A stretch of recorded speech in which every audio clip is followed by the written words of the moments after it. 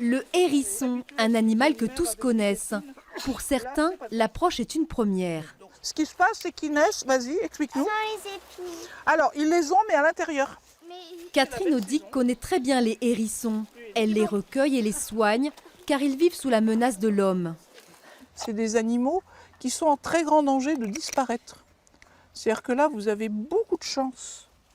Beaucoup de chance d'en voir. Cela fait 60 millions d'années que l'animal existe. Pourtant, sa survie est aujourd'hui compromise. En 20 ans, 70% de l'espèce a disparu en France. Catherine Audic a choisi ce parc pour relâcher les hérissons prêts à regagner leur liberté. On cherche un endroit où les hérissons pourront dormir. Pour les protéger et pour qu'ils soient bien.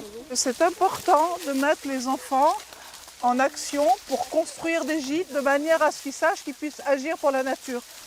Déficit d'image, beaucoup oublient que ce petit mammifère est protégé depuis 1981.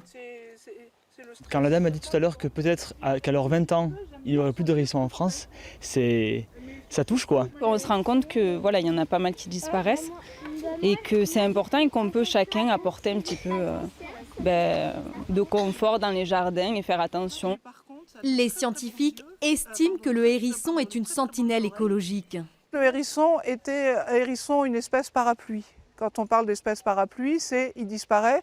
Tous les animaux autour, c'est un indicateur que la biodiversité va mal. En France, près de 2 millions de hérissons disparaissent chaque année. L'espèce pourrait s'éteindre d'ici 2050.